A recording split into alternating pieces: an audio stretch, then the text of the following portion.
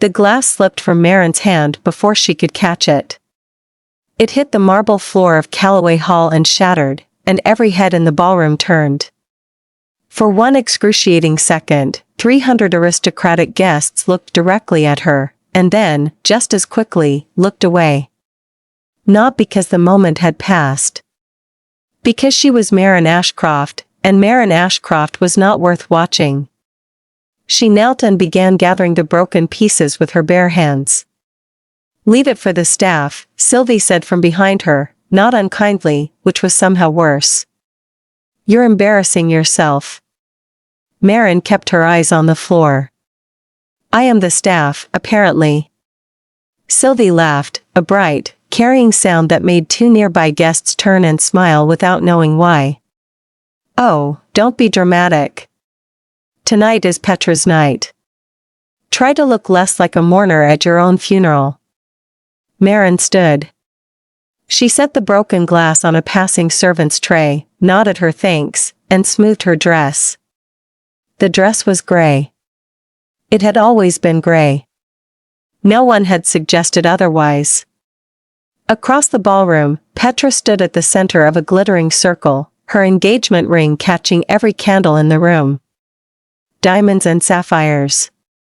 5,000 pounds of proof that she was wanted. Their father, Lord Aldrich Ashcroft, moved through the gathering like a man who owned the weather, shaking hands and receiving congratulations with the ease of someone who had never once doubted his own worth. He caught Maren's eye across the room. "Every daughter of mine brings this family honor," he said, not loudly, he never needed to speak loudly, to the man beside him. His gaze held Maren's for exactly 1 second. Then he turned away and continued his sentence as if completing a thought she was not part of. The room did not go silent. That was the cruelest part. Nothing dramatic happened. Life simply continued, and Maren Ashcroft was not in it. She walked toward the French doors at the far end of the room and pushed them open and stood in the dark garden in the October cold and breathed. "Running away again?" The voice came from just behind her. Not Sylvie this time. Maren didn't turn. "I'm getting air, Petra." Petra appeared beside her, champagne glass in hand, the ring flashing even in the dark. She looked genuinely happy tonight, which was the saddest thing about her. She had no idea what her fiancé was yet. "You should come back inside," Petra said. "People will talk." "People always talk," Maren replied. "At least out here I don't have to listen to it." Petra touched her arm lightly. "I know father can be." "Don't." Maren's voice was quiet but final. "Please don't explain him to me. I've had 31 years of that." Petra went back inside. The door closed. Maren stood in the rain that had started without her noticing, let it touch her face, and thought about Edmund Wyatt. She did this less often now than she used to. Progress, she supposed. He had arrived at Ashcroft House 9 years ago as the guest of a distant cousin, with no title and no fortune and the most honest face she had ever seen on a man who moved in their world. They had talked for 3 hours at a dinner where everyone else was performing. He asked her what she actually thought about things. She told him. He listened the way people only listen when they genuinely want to know. Her father had ended it in one evening. "He has nothing to offer this family," Lord Aldrich had said, in the same mild tone he used for everything. "You will not see him again." Edmund had promised to write. He had promised to find a way. The letter that arrived 7 months later was not from him.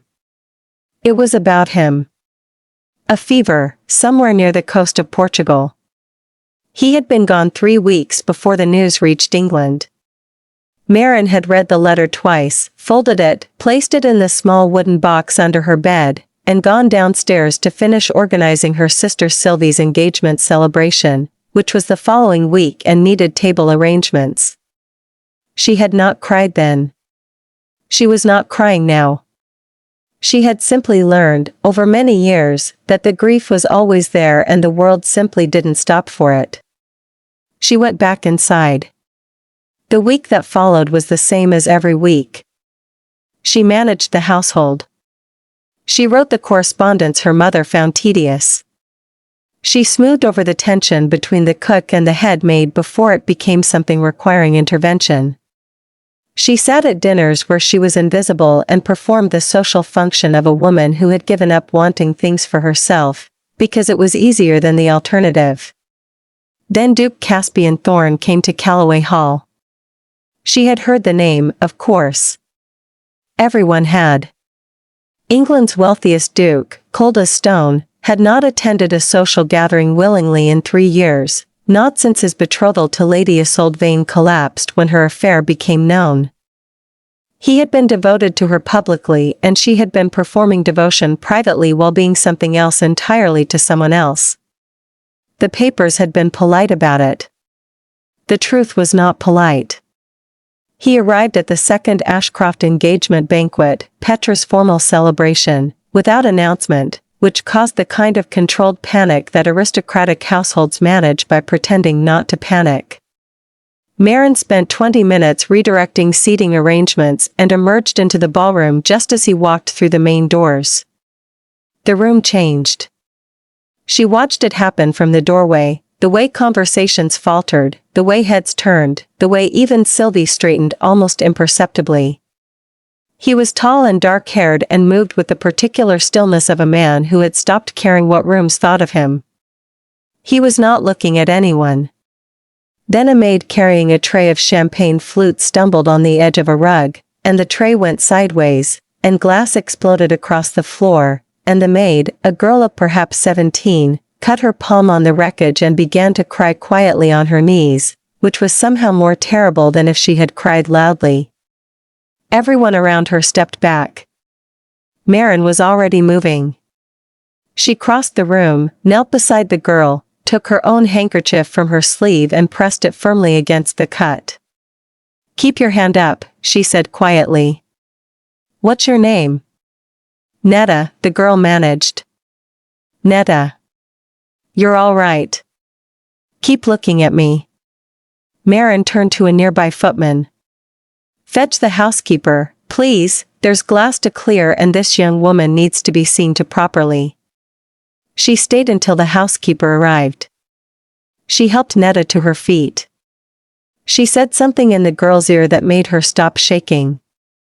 Then she stood, straightened her gray dress, and walked back toward the edge of the room.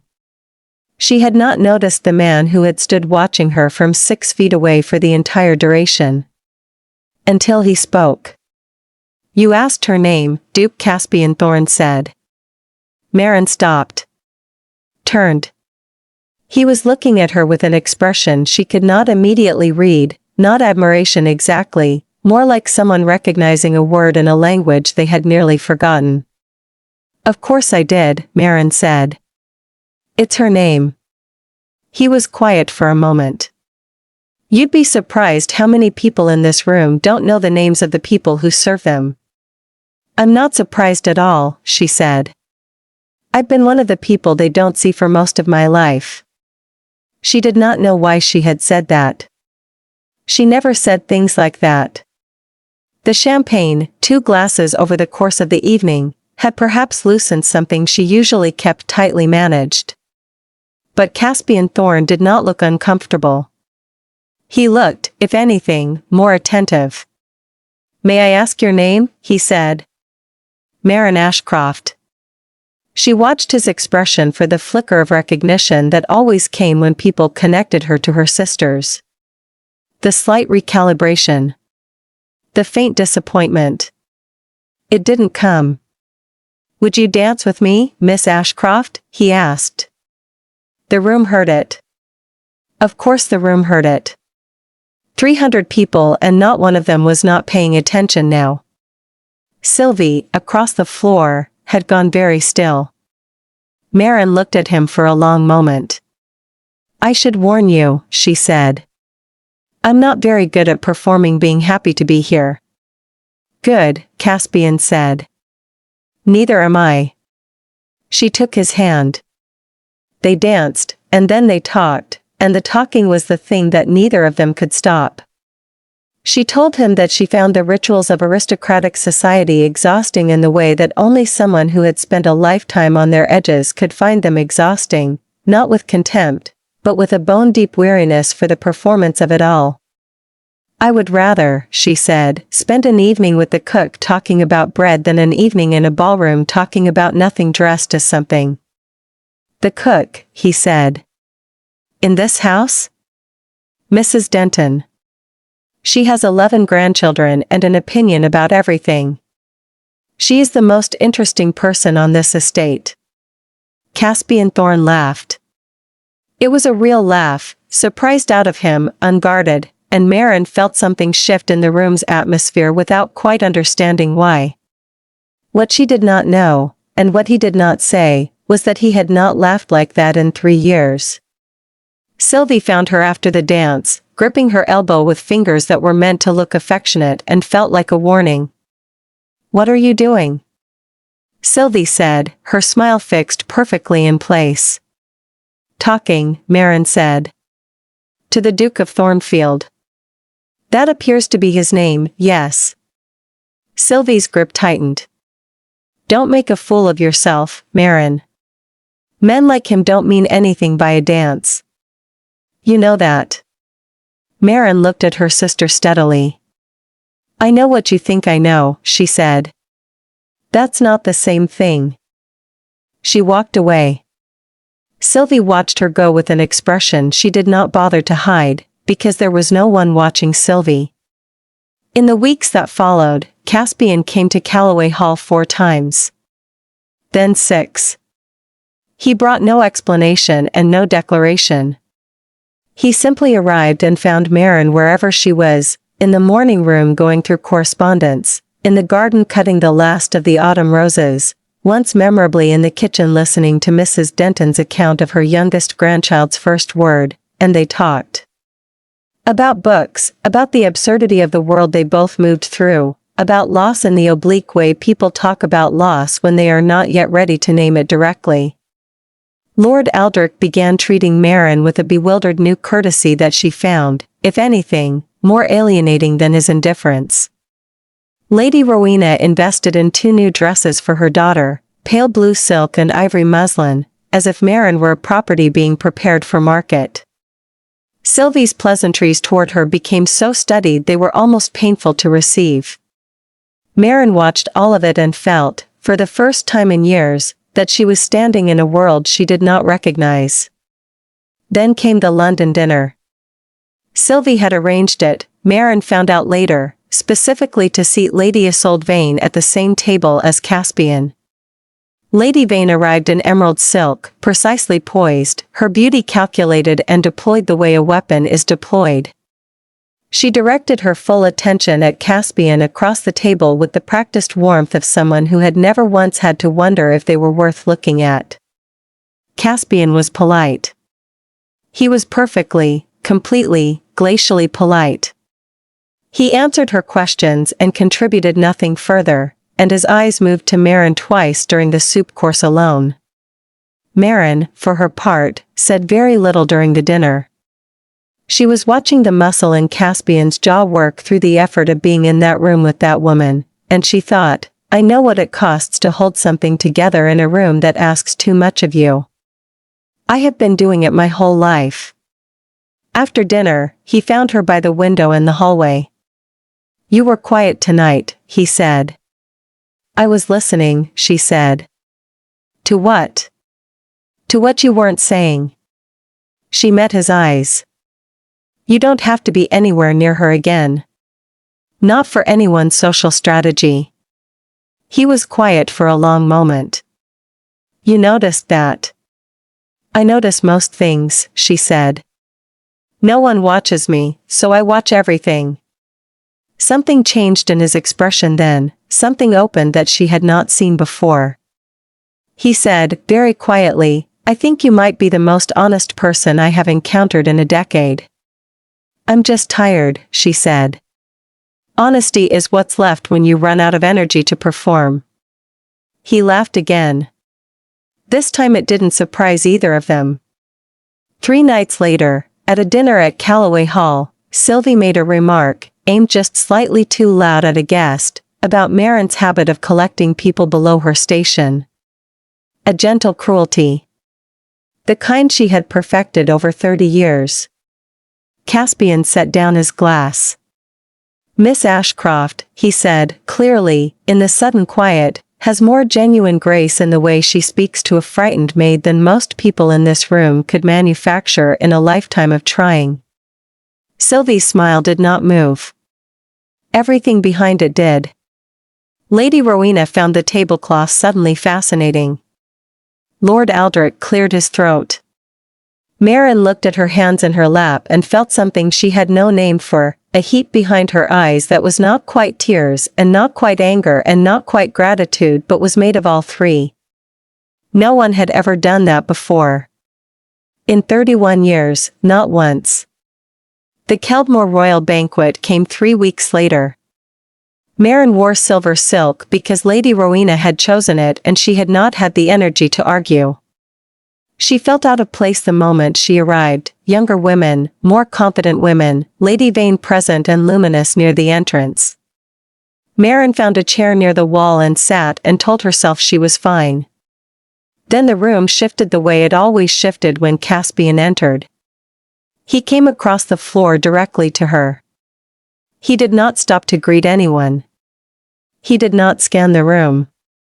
He walked to the chair by the wall where she was sitting and he stood before her and reached into his coat and took out a ring, diamond and sapphire, simple and extraordinary, and he went down on one knee on the floor of Keldmore Hall and he spoke.